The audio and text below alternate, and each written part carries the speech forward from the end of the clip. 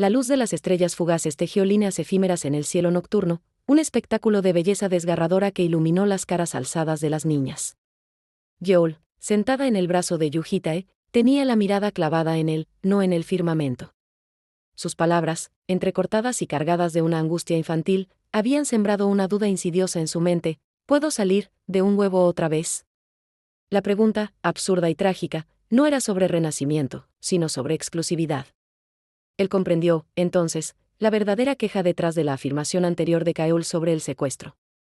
No era una lección de moral, sino un ruego camuflado, un temor celoso hacia futuras niñas que pudieran ocupar su lugar en ese afecto torcido y condicionado. Él les aseguró que nunca sucedería, un mantra vacío que ya resonaba a despedida. Observó a las criaturas a su cargo, Kaeul, señalando el cielo con excitación, Bom, susurrando secretos, Yorum, fumando con osquedad, el humo mezclándose con el frío de la noche. Eran dragones. Los seres que había jurado despreciar y destruir. Sin embargo, en algún punto del camino, el autoengaño se había transformado en un vínculo genuino, ahora, en una culpa corrosiva que le roía por dentro. La comodidad de su presencia era un espejismo, y la despedida final, inevitablemente, estaría construida sobre otro estrato de mentiras. Un apego persistente, enfermizo, se aferraba a su pecho, no lo suficiente para detenerlo, pero sí para envenenar cada momento que quedaba. Cuando el protector levantó el cristal de recuerdos, capturando el instante, Yujitae vio cómo las lágrimas comenzaban a trazar caminos plateados por las mejillas de Yeol, aún mientras una sonrisa fantasmal se aferraba a sus labios. Ella lloraba en silencio, bajo la lluvia de estrellas, atesorando un momento que ya se había perdido. La playa al amanecer era un cuadro de serenidad engañosa. El mar, tranquilo como un espejo, reflejaba un cielo que transicionaba del negro al azul pálido, salpicado por nubes algodonosas. Yujitae y Yeol caminaban con los pies en el agua fría, el silencio entre ellos tan vasto y profundo como el océano frente a ellos. La niña aferraba su mano con una fuerza desesperada, tratando de cubrirla por completo con la suya, como si pudiera anclarlo a ese instante. La conversación, cuando llegó, fue un forcejeo entre lo no dicho y lo imposible.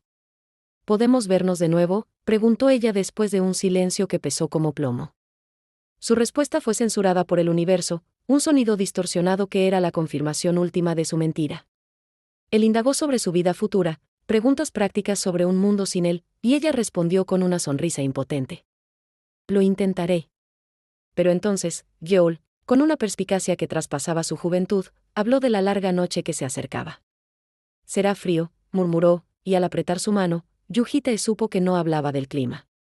Le rogó que no hablara como en una despedida, construyendo un frágil castillo de esperanza sobre la arena mojada, volvería a los 20 años, adulta, a su hogar. Él, que sabía que no existiría en esa línea de tiempo, jugó el juego, discutiendo tontamente sobre qué significaba ser adulto. Y entonces, en un susurro que se quebró cerca del final, ella pronunció la palabra que había guardado en lo más profundo de su corazón: Daddy. Era una confesión, una súplica y una coronación. Él aceptó el título, prometiéndole esperar, sellando la promesa con el enlace de sus meñiques. De regreso al campamento, ella le entregó solemnemente el cristal de recuerdos convertido en collar. Cuando se quedó sola, se arrodilló, juntó las manos e hizo una plegaria silenciosa en la penumbra, que él no sintiera frío en la larga y solitaria noche que se avecinaba. La atmósfera en el departamento 301 era una mezcla de melancolía contenida y resentimiento hirviente. Kaeul, sentada en su habitación, murmuraba un monólogo de autorreflexión y arrepentimiento hacia su Ayusi ausente.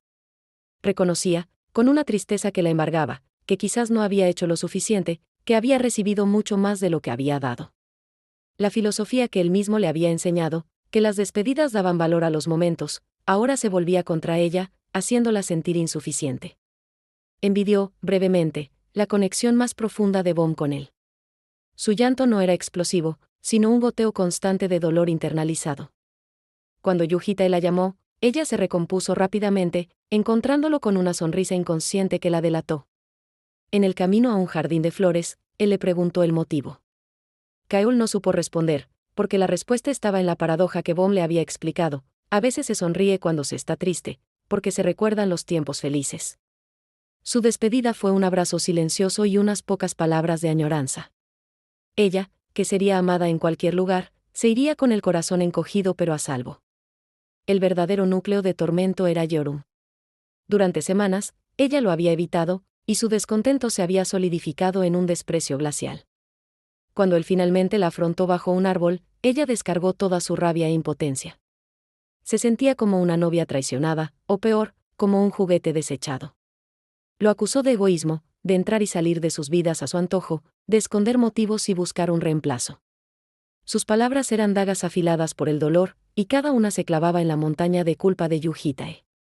La rechazó una y otra vez, maldiciéndolo, deseando ser la primera en irse. Sin embargo, sus ojos del equilibrio le mostraban una verdad incongruente: ella no lo odiaba. Su actitud era una fachada, un castigo teatral que escondía una confusión más profunda y un apego que ni ella misma podía admitir, dejando una tensión no resuelta que flotaba en el aire más espesa que el humo de sus cigarrillos.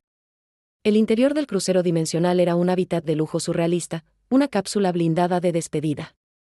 Yuhitae guiaba a Bom a través de pasillos metálicos que conducían a instalaciones imposibles, una fuente termal rodeada de un bosque en miniatura, donde el maná elemental danzaba en el aire frío. Una inversión astronómica para un viaje de ida. Bom, sin embargo, parecía caminar en un trance. Sus ojos no veían la magnificencia técnica, solo seguían la espalda de Yuhitae, sus manos, sus labios al explicar. El mundo, sin él, sería un lugar vacío y carente de significado.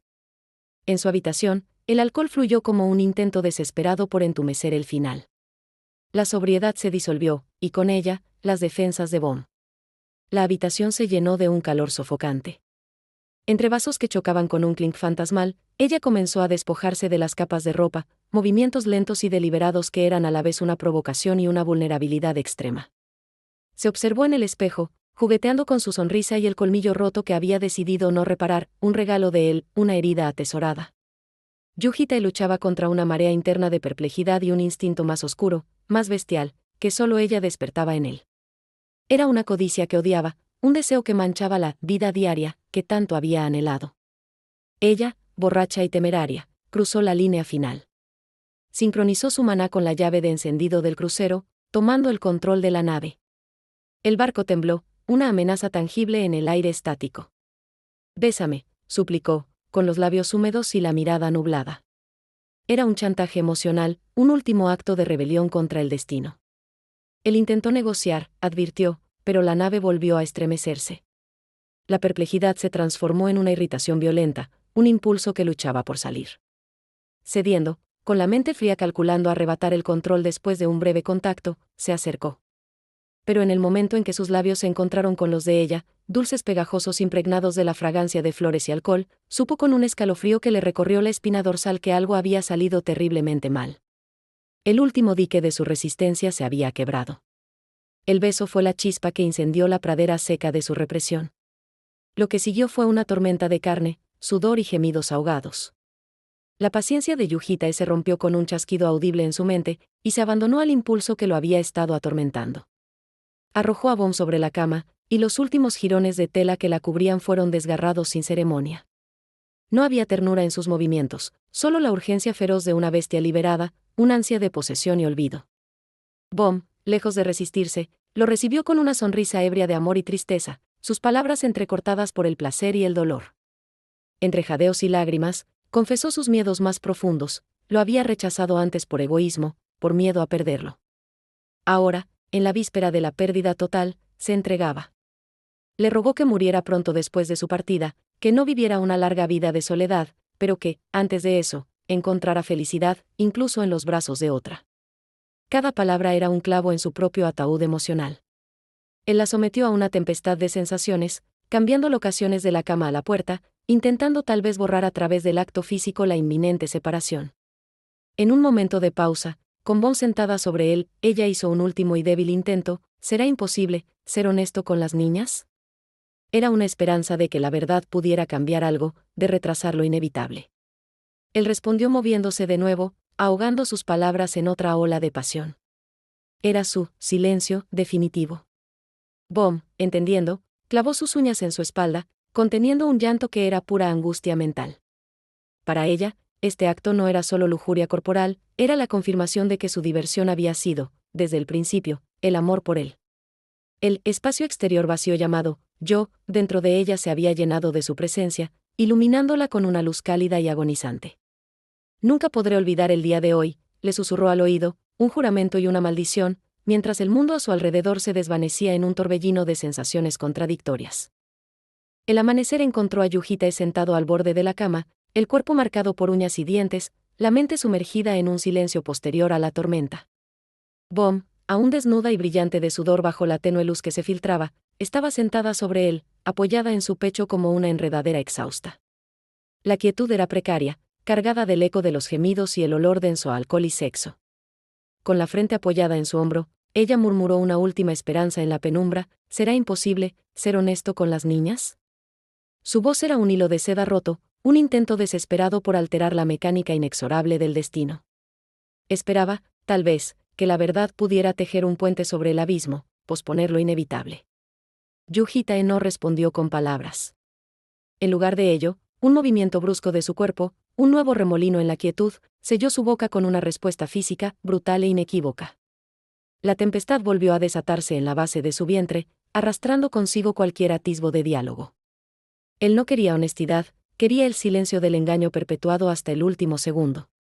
Bom lo entendió.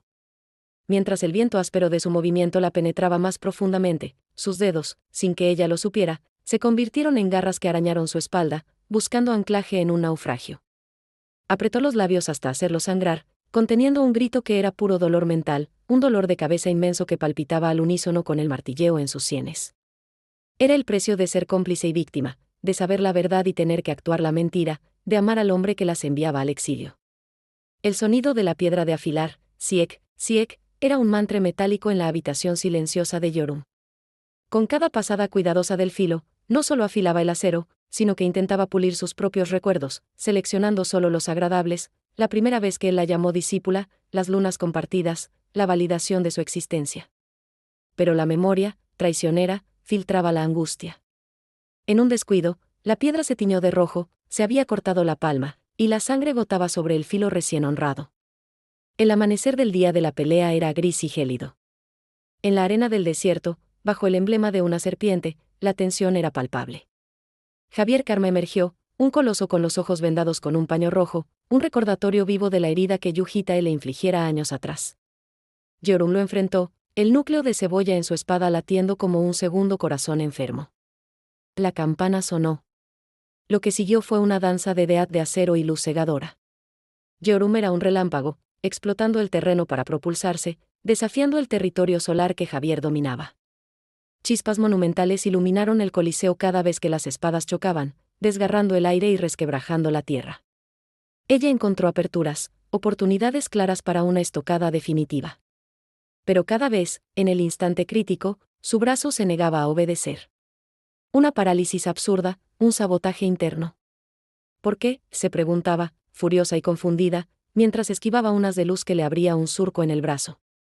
La respuesta, profundamente enterrada, comenzó a aflorar como una flor venenosa: si vencía a Javier, la diversión terminaría. Su propia mano, su propio corazón, se rebelaban contra el desenlace. Al perder la tercera oportunidad, el costo llegó. La circulación de luz de Javier, un diluvio de agujas doradas, la envolvió, desgarrando su piel draconiana, convirtiendo su cuerpo en un mapa de dolor y sangre. Desde las gradas, Yujitae frunció el ceño. Algo andaba mal. No era fuerza lo que le faltaba, era voluntad. La derrota tenía un sabor a polvo y sangre seca. Yorum, tambaleándose, dejó la arena y la multitud atónita, arrastrando un reguero carmesí por un callejón desierto. Yujitae la siguió, sus pasos resonando en el silencio que ella dejaba a su paso. Cuando ya no pudo más, se detuvo, apoyándose contra una pared fría. ¿Sabes? Tal vez aún soy demasiado débil, murmuró, sin mirarlo. Sus palabras eran un farol, una artimaña patética para ocultar su verdadero ruego: quédense. Pospónganlo. No me envíen lejos. Habló de poder morir si regresaba, insinuando que la debilidad era una excusa para retrasar la partida. Pero Yujitae, lejos de la compasión, sintió una ira fría y punzante. Ella había profanado la pelea, había dejado que sus emociones empañaran el resultado de años de sacrificio. En lugar de consuelo, le tendió un juicio. No, dijo, su voz cortante como el filo que ella no había usado. Es extraño.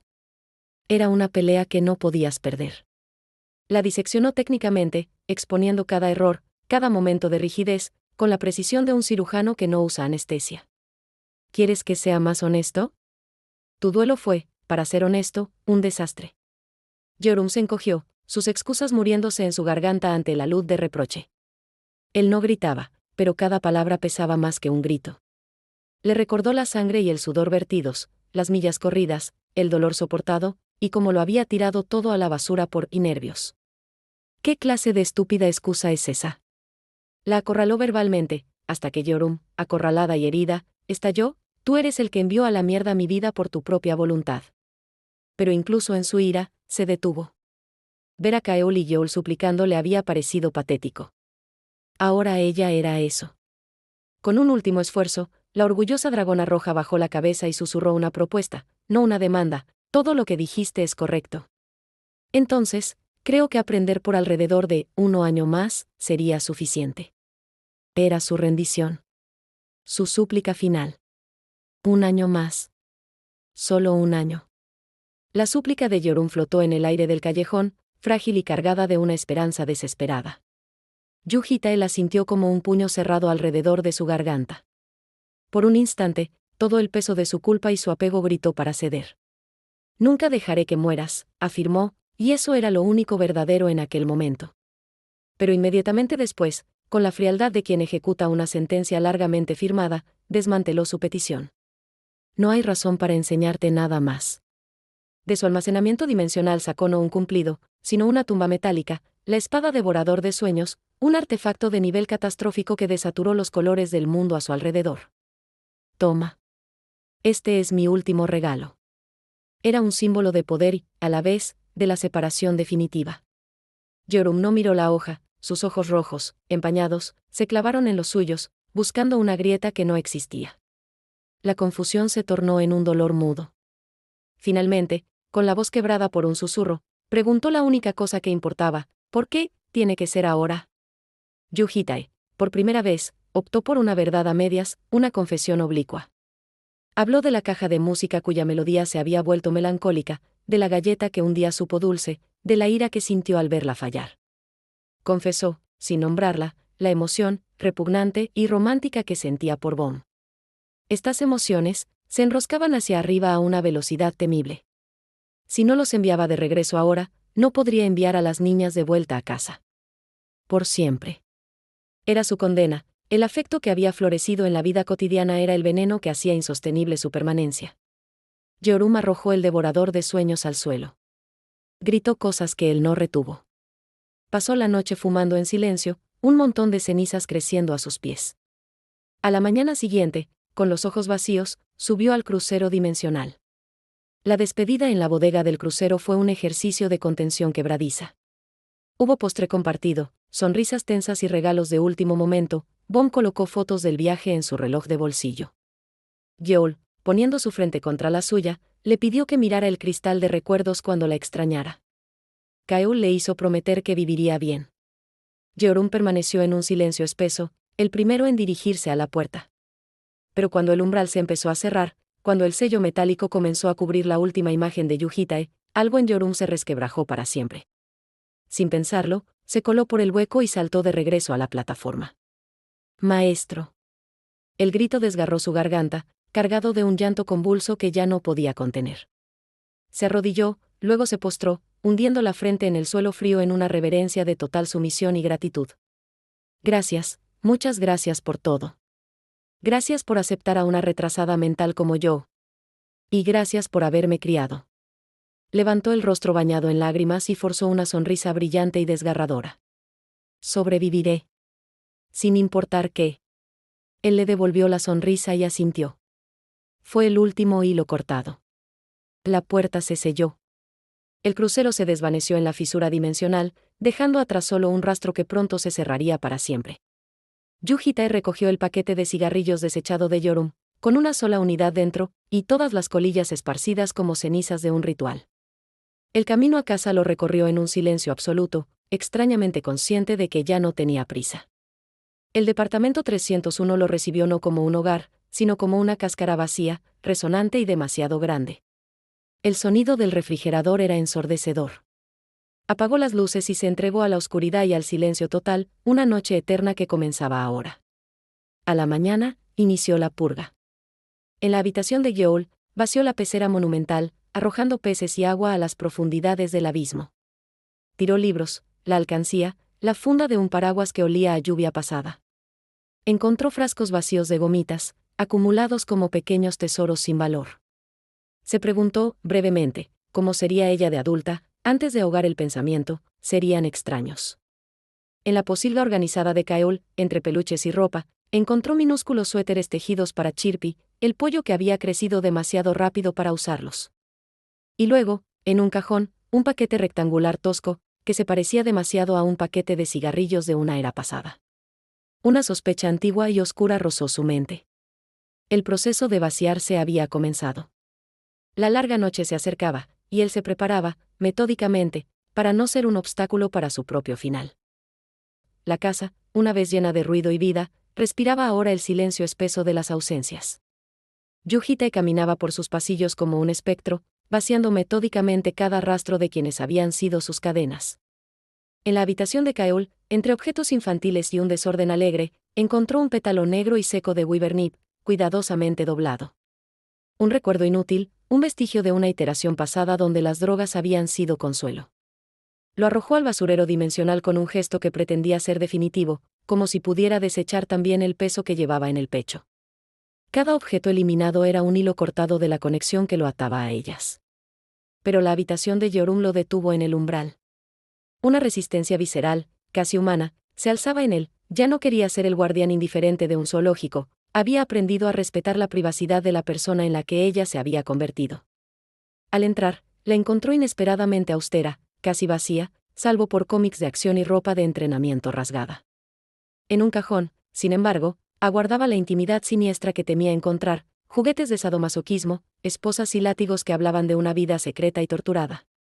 Cerró el cajón con brusquedad y todo fue engullido por el mismo vacío dimensional. Las armas del otro armario, frías y letales, siguieron el mismo camino.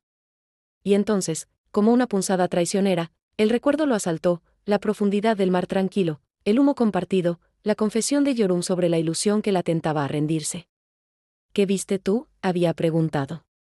Él había visto a los bebés dragones. A ella, con el pelo largo hasta la cintura, de rodillas, suplicándole entre lágrimas que no muriera, que vivieran juntos. La memoria era una traición. Deseó con una amargura feroz que los recuerdos pudieran descartarse con la misma facilidad con que una habitación queda limpia y desolada. La habitación de Bom era la última y la más silenciosa, un santuario de orden casi mecánico donde cada libro y cada prenda obedecía a una lógica cromática y estacional. Olía a bosque, una fragancia sutil y extraña que él no recordaba de otras vidas. Mientras vaciaba cajones con manos que se movían por inercia, su mente se extraviaba en la contradicción que era Bom, tranquila pero emocional, tolerante pero dura. En un cajón sellado con una estructura de maná exquisita, encontró un diario. En la portada, un corazón solitario dibujado con titubeo, y las palabras «Diario de observación de Ayusi». Al hojearlo, una sensación de crisis comenzó a treparle por la garganta. Las últimas páginas no contenían palabras, sino garabatos frenéticos, formas que ni su autoridad máxima del lenguaje podía descifrar. Era el momento en que Bom había descubierto sus secretos, el instante en que su mente se había quebrado. Ese fue el último vestigio. Con la casa ya vacía, un silencio absoluto se instaló en el departamento 301. Yujite se apoyó en el sofá, pero la quietud era un eco que amplificaba los pensamientos que quería ahogar. Se levantó de un salto. No había más tiempo que perder. Había mentido acerca de su concepto de libertad. No bastaba con morir, tenía que ser borrado por completo, desviado de la línea de la providencia, aniquilado como existencia y como recuerdo en la mente de todos. Solo así escaparía para siempre. Su dispositivo de liberación aguardaba en las profundidades del abismo, un océano dimensional donde arrojaba su basura. Allí sobre la superficie de ese mar de oscuridad se alzaba la guillotina de los más altos cielos, a un artefacto de nivel 6, un coloso mecánico de cientos de metros con pilares negros y una hoja de aura dorada que supuraba un poder vicioso. La activó, forzando una sobrecarga que distorsionó el espacio. Los niveles subían, 137%, 213%, 349%. Estableció un límite de tiempo, 30 días, el plazo que tendría el crucero dimensional para llegar a Ascalifa. Si dudaba, la crisis interna lo empujaría a cumplir. La sobrecarga siguió trepando, 538%, 819%, 1324%. Una cuenta regresiva hacia la aniquilación total, un camino de locura hacia la única felicidad que podía concebir, la nada absoluta. Lejos de allí, en las colinas nevadas de Neriungri, la tensión era un cable de acero a punto de romperse. Miles de soldados sobrehumanos contenían la respiración bajo un cielo que se oscurecía prematuramente. Valentine la bruja, con su cuerpo enfermo, reunía un maná sublime que hacía temblar las nubes. Esperaban la profecía de la larga noche. Pero la noche se profundizó sin que nada llegara. La duda se filtró entre las filas. Hasta que, en un baño mal iluminado, una agente notó puntos púrpuras en sus dedos. No eran moretones. En un instante, la mancha se expandió, cabalgando por su brazo como una serpiente venenosa. Intentó detenerla con magia, pero fue inútil. La oscuridad la cubrió por completo, invadiendo sus ojos hasta dejar solo el blanco teñido de púrpura. Cuando se levantó, ya no era humana. Un hambre bestial la poseía. Atacó a un compañero, clavándole colmillos que ahora duplicaban su tamaño. La sangre salpicó y, pronto, dos monstruos de ojos vacíos alzaron la mirada. Yujita estaba al otro lado. El incidente fue el primero de muchos, un incendio que se propagó por todas las fuerzas aliadas. Eran los portadores del apocalipsis, gérmenes mágicos que convertían a los humanos en zombis ágiles y fuertes, capaces de usar el 95% de las habilidades de su huésped. Yujita se movió entre el caos como un torbellino de muerte, su espada sin forma destrozando cabezas con una eficiencia aterradora. Pero no sentía aburrimiento, sino un placer extraño y creciente. Cada monstruo caído era un punto de experiencia, un paso más en el camino que se materializaba en su mente, un sendero hacia la felicidad. La libertad le esperaba al final de esta carnicería. Mientras los gritos y las explosiones llenaban el aire, él comenzó a correr, no hacia la retaguardia, sino hacia adelante, hacia la oscuridad más densa, ansioso por alcanzar el final prometido. La batalla se convirtió en una pesadilla fractal. Los portadores del apocalipsis eran solo el preludio. Una fisura monstruosa se desgarró en el cielo, tan grande que parecía la boca rota de un ogro en el horizonte. De su interior, como una lluvia apocalíptica, cayeron millones de monstruos de formas imposibles, calamares que revoloteaban, arañas hechas de cuerpos humanos, masas de tentáculos palpitantes. Una catástrofe viviente que superaba en número y fuerza a cualquier invasión pasada. Los soldados, con el corazón en un puño, abrieron fuego en un instante que convirtió la noche en día. El bombardeo inicial aniquiló oleadas, pero los monstruos no cesaban de brotar de la herida dimensional. Yujita, una legión en sí mismo, volaba de un punto crítico a otro, aplastando cabezas de bestias de rango SS y con la facilidad de quien aplasta insectos. Su rostro, sin embargo, no mostraba triunfo, sino una preocupación sombría. Algo no encajaba. Entre el torrente de maná corrupto, sus sentidos captaron un tallo de energía diferente, puro y antiguo, el maná de la naturaleza. El maná de un elfo. La combinación era inconcebible. Los elfos eran eternos, seres sin deseos que vivían en simbiosis absoluta con la naturaleza, acumulando poder hasta que, si se volvían una amenaza para ella, elegían regresar al ciclo. Una hipótesis horrible tomó forma en su mente. Si un germen del portador del apocalipsis infectaba a un elfo, privado de su intelecto, no se propagaría, pero seguiría acumulando maná durante milenios, inmóvil, convirtiéndose en una bomba de poder aberrante. Justo entonces, de la fisura comenzaron a caer tierra, árboles y raíces gigantescas como las del árbol del mundo. Y de entre ellas emergió eso, una figura de tamaño humano pero con una presencia que eclipsaba a los dragones adultos. Un elfo portador del apocalipsis. Sus ojos púrpuras observaron el mundo con una indiferencia cósmica. Al alzar la mano, una aura azul negruzca, un maná acumulado durante épocas incontables, se condensó en un arma de erradicación. El disparo que lanzó no hizo ruido. Simplemente desintegró a 3 eranques que saltaron a interceptarlo, borrándolos de la existencia.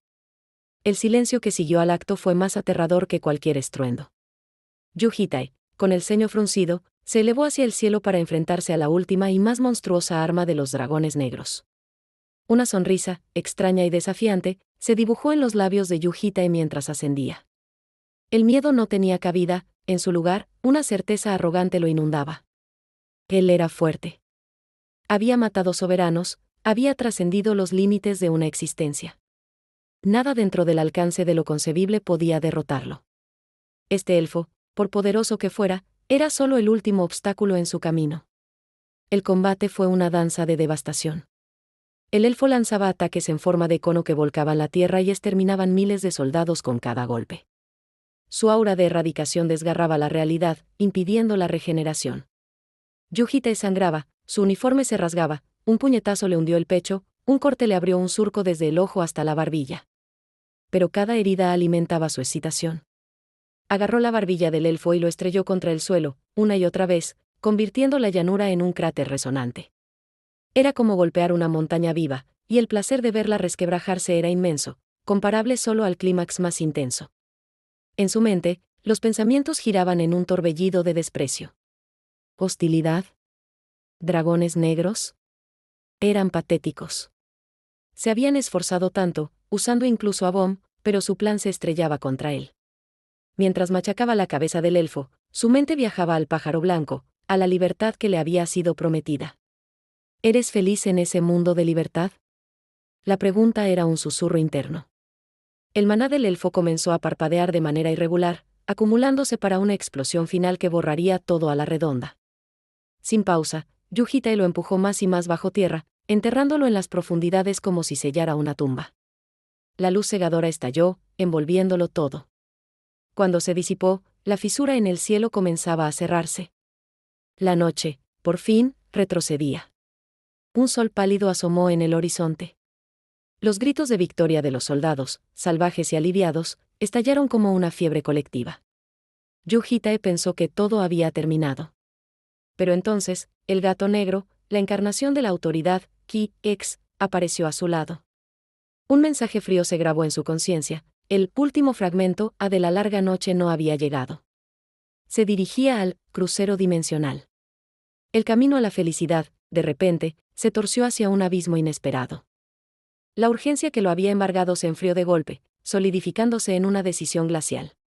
¿Y qué? Musitó hacia el gato negro, y con esas palabras trazó una frontera en su alma. Los bebés dragones en peligro ya no eran su asunto. El afecto era un grillete más, dorado e intrincado, pero grillete al fin. Había logrado expulsarlos de la providencia de la tierra, lo que ocurriera en la dimensión exterior era un eco lejano, un rumor de otra vida. Sin embargo, sus pies, traicioneros, lo llevaron de vuelta al departamento 301. La perilla se desmoronó bajo su puño demasiado tenso. Dentro, la oscuridad y el silencio eran absolutos. Hasta que su mirada se clavó en el refrigerador y en el post-it amarillo pegado con descuido: debes abrirlo. Un vaho tibio y fétido lo recibió al abrir la puerta. El olor a podredumbre y moho llenó el aire. En el estante, recipientes con comida hecha por Bomb, ahora transformados en cultivos de hongos azulados. Uno tenía otra nota: hecho personalmente por Kaeul. La sopa de pollo ayusi hecha antes. La ofrenda de la paz eterna. El mundo, o su percepción de él, vaciló. Con un dedo que apenas temblaba, hundió la yema en la sopa fría y putrefacta y se la llevó a los labios. El sabor era a jabón y a abandono. Algo oscuro y más denso que el lodo comenzó a filtrarse desde su cabeza, anegando su cuerpo de una letargia venenosa. El gato negro reapareció, insistente, con su advertencia mortal. Que con eso, rugió Yujita, y el recipiente de sopa salió disparado de su mano, atravesando el espejo como un proyectil. Agarró al gato, mostrándole el dedo manchado de moho. Esta es su verdadera naturaleza, gritó, desgranando un discurso envenenado sobre los dragones como gérmenes dimensionales. Pero sus propias palabras sonaban huecas, resonando en el vacío que la sopa podrida había revelado. En la terraza, la nieve lo cubría todo de un blanco engañoso. Recordó un día similar: risas, un muñeco de nieve torpe hecho con Gyoul, el aroma de fideos instantáneos que Bomb preparaba. Kaeul había dicho, con una sonrisa brillante y trágica: porque este es un sueño. Y el mundo, obedientemente, se hizo añicos. La pesadilla lo engulló con una violencia física. Ya no estaba en la terraza, sino en el pasillo del crucero, un túnel de metal salpicado de sangre y vísceras. Kaeul yacía ante él, con un brazo amputado y un solo ojo vidrioso que se cerraba para siempre. Más allá, el cuello de Bomb torcido en un ángulo imposible, el pecho de Yorun perforado. Encontró a Gyoul en un rincón, aún con un hilo de vida. La levantó, desesperado, mudo. Ella no dijo nada. Solo lo miró, y con un esfuerzo sobrehumano, sus labios ensangrentados se curvaron en una última, dulce y desgarradora sonrisa. Luego, la luz se apagó en sus ojos. Yu Hitae se despertó sobresaltado en su cama, en su habitación. La confusión fue un mareo. ¿Un sueño? ¿El primero en 200 años? La comprensión llegó tarde, y con ella un calor abrasador de rabia y terror. Este maldito, gritó, y salió a la sala para destrozarla. Volcó mesas, arrojó el refrigerador contra la pared, desgarró cortinas. Tenía que vaciar la casa y su mente. No estaba preparado para que su convicción se quebrara así. Voló a México, a la guarida del cartel de ADEA, su aura aterradora dejando un reguero de hombres desmayados. Exigió la droga interdimensional más potente, de Frost. Sin ceremonias, abrió el recipiente y vertió decenas de pastillas en su boca, triturándolas con los dientes. El efecto fue instantáneo y volcánico. Un gemido escapó de su garganta mientras su cuerpo se convulsionaba. Un jardín de flores negras floreció en su mente, cubriendo el campo de batalla sangriento. Un éxtasis artificial, un placer cósmico, lo inundó. Era la dormidera perfecta para su agonía. Aprovechando la embriaguez, se sumergió en las profundidades del abismo. La guillotina, ahora con una sobrecarga monstruosa del 99,9%, crujía y se resquebrajaba, a punto de estallar. Docenas de manos blancas del abismo se aferraron a su cuerpo, clavándolo al suelo de ejecución. Bajo la hoja dorada que reunía su luz mortal, el gato negro lo miró por última vez. Yu Hitae se rió, una carcajada llena de liberación y locura. Por fin. Mientras la hoja caía, pensó en el pájaro blanco. ¿Vas a estar allí? Pero entonces, el collar regalo de Gyoul se hizo añicos bajo la presión. Y de su interior, como un torrente, brotaron todos los recuerdos que había intentado borrar, risas, susurros, dedos meñiques enlazados, confesiones de amor, la mirada de ellas. Una narración sencilla, cotidiana y devastadora. No fue un gran discurso, sino la memoria de un muñeco de nieve torpe, lo que quebró su convicción. En el instante previo a la aniquilación, Yu Hitae quiso vivir. El miedo. Una emoción primitiva, un hielo en las venas que nunca antes había sentido con tal pureza. Ni ante monstruos ni ante la muerte. Este miedo era a la vida, a la posibilidad que negaba todo su pasado. La autoridad, Ki-a lo registró, el obelisco del miedo se había iluminado. Mientras la hoja de la guillotina descendía en cámara lenta, bañándolo en una luz dorada de juicio final, se interrogó con desesperación. 1. La vida era solo dolor, muertes, traiciones, torturas, la pérdida del pájaro blanco. 2. No tenía derecho a vivir, asesino, mentiroso, anatomista de dragones. 3. No habría segundas oportunidades, esta muerte sería permanente. La lógica gritaba que se rindiera. Pero su cuerpo, poseído por un instinto más profundo, gritaba lo contrario. ¿Quiero vivir? Se liberó de las manos blancas con un esfuerzo que dislocó sus huesos, las uñas desgarrándole la carne. Agarró toda la intención asesina que pudo y la alzó como un escudo contra la hoja que caía. El impacto fue cataclísmico, un sonido que partió el mismo abismo. La hoja dorada se hizo añicos, iluminando la oscuridad con su agonía. Sus heridas gritaban, su maná hervía de forma inestable, pero ya estaba en movimiento. Voló de regreso al mundo real, el corazón inundado de un arrepentimiento tardío y agudo. Ki rugió. El gato confirmó lo peor, el crucero estaba en la dimensión exterior, era imposible rastrearlo. La desesperación lo espoleó. Sacrificó autoridades, tesoros de su pasado de muerte, para impulsarse más rápido a través del arco iris caótico de las dimensiones. En su mente, aún nublada por el de Frost, una escoria negra tomó forma, la culpa. Susurraba con dientes de tiburón, ¿no crees que es demasiado tarde? Yu Hitae apretó los dientes e ignoró el veneno. Seguiría adelante. No había nada que no pudiera lograr. Encontraría ese barco. Siguiendo el rastro del crucero, llegó a la tercera parada, el mundo de Tarunril, una dimensión árida que él recordaba como un mundo de leña. Ahora estaba consumido por un mar de llamas. Llamas de dragón rojo. Y en el cielo, un fragmento destrozado del casco del crucero dimensional. Su corazón se hundió como plomo. La nave era invencible desde el exterior. A menos que el ataque viniera de dentro. negó la evidencia con furia, pero sus pies lo llevaron a través de la barrera del crucero. El pasillo estaba marcado con manchas de sangre seca, un espejo de su pesadilla. Un rastro de maná de naturaleza, terriblemente intenso y corrupto, lo guió. Al abrir la puerta de la fuente termal, la escena se grabó a fuego en su mente: Yorum, Kaeul y Yeol, inconscientes y enredadas en tentáculos negros, flotando en el agua. Y detrás de ellas, agachada, con una ballesta mágica apuntando a sus cabezas, estaba Bom. Pero no era su Bom. Su cabello era negro como el azabache. Una sonrisa fría y familiar le hizo un gesto. Hola. Yujite analizó la situación en una fracción de segundo, 11 metros de distancia, el espacio distorsionado por una alteración magistral, las niñas vivas pero vulnerables, el veneno en los tentáculos. Se movió 1 milímetro y la flecha de Bom rozó el cuello de Yeol, dejando un hilo de sangre escarlata en su piel blanca. Quédate allí, dijo ella. Él intentó razonar, aferrándose a la esperanza de que fuera un engaño, que un dragón negro la estuviera manipulando. Debes estar siendo controlada. Bom negó, jugueteando con su cabello negro. Entonces comenzó su relato, una historia de hadas oscura, los dragones negros, expulsados de Azcalifa, una raza que se pudrió en el odio. Su madre, Lugiatan, la jefa de la raza, tuvo un plan maestro: crear al Lord Dragón que los llevaría a casa. Nació la 8ª hija, una mestiza mutante de raza verde y negra, la única que podía escapar del horizonte de la providencia. La llamaron Zeta. No Bom. Zeta.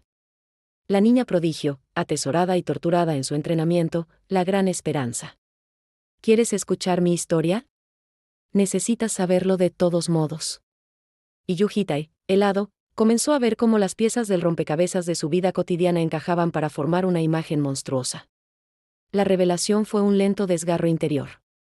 Cada peculiaridad de Bom, cada anomalía que había atribuido a su singularidad, tomaba un nuevo y siniestro significado. Su falta de talento artístico, su amor por viajar, su mentalidad distorsionada, la fruta podrida del árbol de los espíritus, los garabatos en el diario. Todo señalaba a la hostilidad que había estado viviendo bajo su techo. Zeta, la 8ª entidad, narró su infancia, lecciones brutales, manos destrozadas, el amor doloroso de una madre que era también una líder desesperada. Ella realmente tuvo que intentarlo hasta el borde de la muerte. Su voz era letárgica, llena de una nostalgia envenenada. Luego, la mirada se le nubló de odio. Me arrepentí mucho después. Así que realmente quería preguntarte esto tan pronto como pudiera. Una pausa cargada de todo el dolor de milenios. ¿Por qué la mataste? Yujitae se quedó mudo. La había matado en la 6ª iteración para robarle la conceptualización. Él intentó refutar la historia con lógica desesperada, la línea de tiempo, la diversión, la imposibilidad genética. Los dragones negros fueron expulsados. ¿Cómo pudo tu madre recibir la semilla de una raza verde? Bom sonrió, un gesto lleno de amarga ironía. ¿De quién crees que tomé después? Le explicó con calma demoledora: su madre había tomado semillas de todas las razas durante milenios. Ella, la mestiza afortunada, podía ocultar su color incluso al Lord Dragón. Existía en el tiempo primordial un mundo no providencial paralelo, lo que le excluía de las regresiones. Su diversión no era para venganza, era el primer paso para convertirse en Lord Dragón. Si no hubieras matado a mi madre en la 6ª iteración, esto nunca habría sucedido. El silencio que siguió fue espeso, sofocante. Yujitae sentía temblar el mundo a su alrededor, y no solo por la magia de alteración. Finalmente, ella abrió los ojos, que ya no tenían rastro de la chica que él amó. Pero, ¿ahora ese ya no es el caso? La verdad, fría, brutal e irreversible, se alzaba entre ellos. La chica que había compartido su cama, sus secretos y su amor, era la hija de la bestia que él asesinó, y había estado esperando, desde el primer día, su momento para actuar. El enfrentamiento final no era contra un monstruo lejano, sino contra la encarnación de su propio pecado, con el rostro de la persona que más había llegado a desear.